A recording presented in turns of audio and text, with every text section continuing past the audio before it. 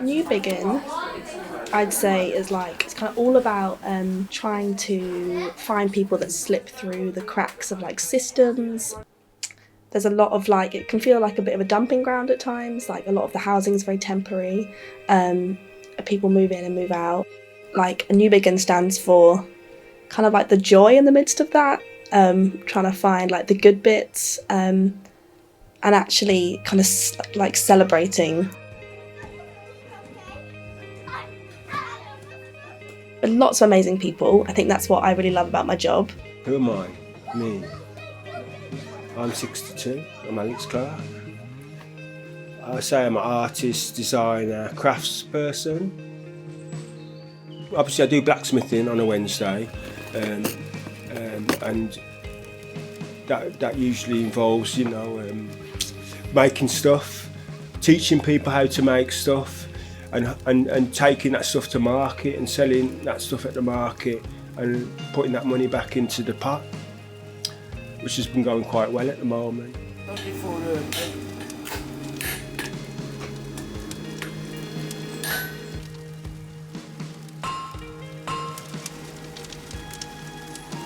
Alex is one of these people that just has like 100 talents, and he's like the most humble person ever. So he took knives so we got knives donated from the West Midlands Police, and then they sort of turned them into like really beautiful things in our forge.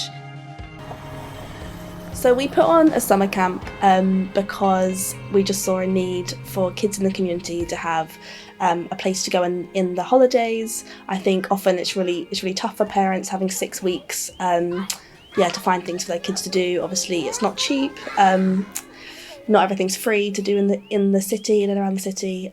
It's hard enough for like parents that have like 100 bedrooms and like a big back garden, and that here the housing is so like tightly packed in, and like none of them have gardens really.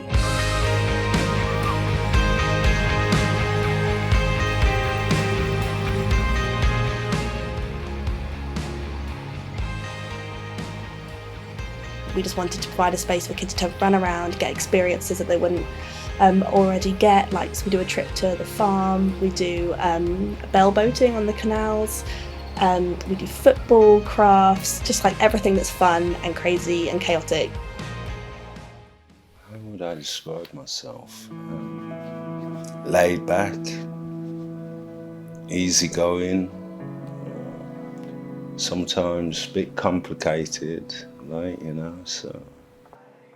Well, I've been a part of some other support groups in the Midlands, part of Mind and some others, and I didn't feel like I was quite getting the support that I felt I needed.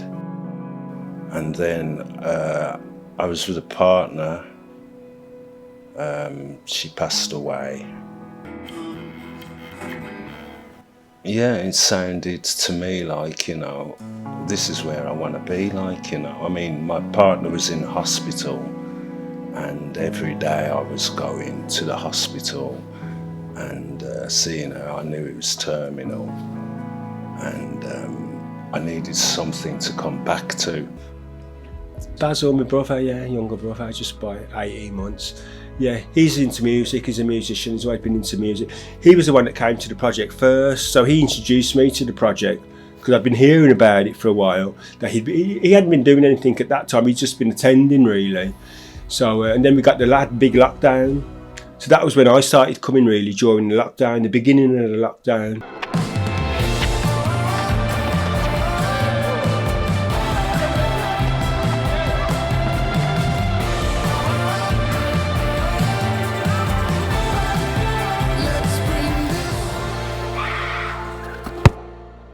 I used to have a little dog, Susie, a Jack Russell, and I was walking him out one day and I bumped into Angie, right?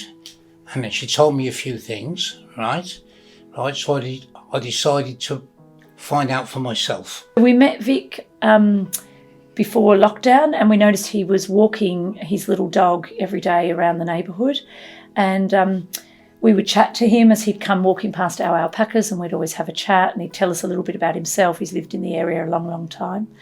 And then after a while, we noticed that we hadn't seen him for a few weeks, so we went and knocked on his door to find out why. And it had turned out that his dog had died, and so he was really sad about that. And we had a dog that really needed walking, and we were too busy to walk it. And so we asked, would he mind taking our dog for a walk a couple of times a week? And so he started to do that. And then over time, he came to community meals, but also over time, we noticed that his walking was getting worse as his knees deteriorated. I've got plastic knees in both.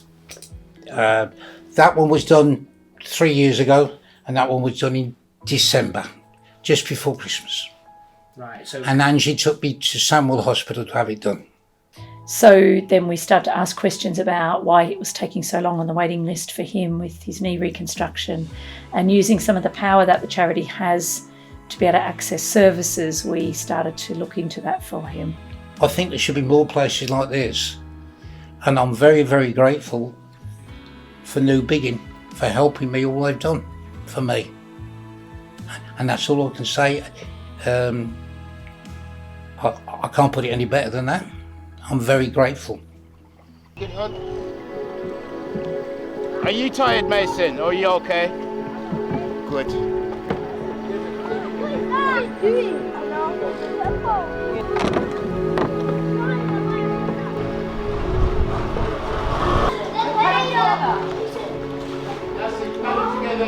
Pack it together.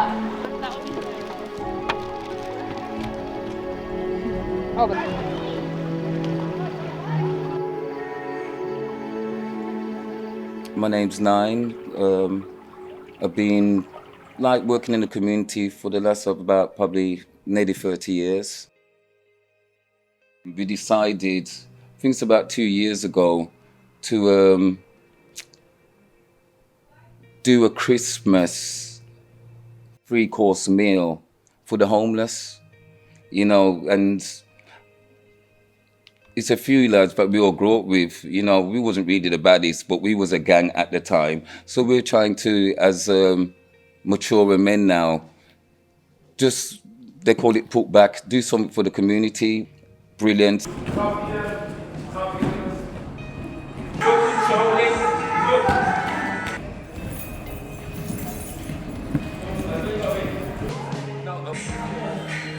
A lot of mental health. Loneliness brings on a lot of mental health.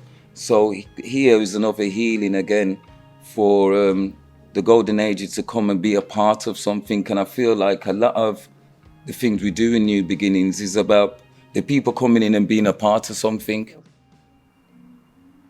New Beginnings stands for togetherness.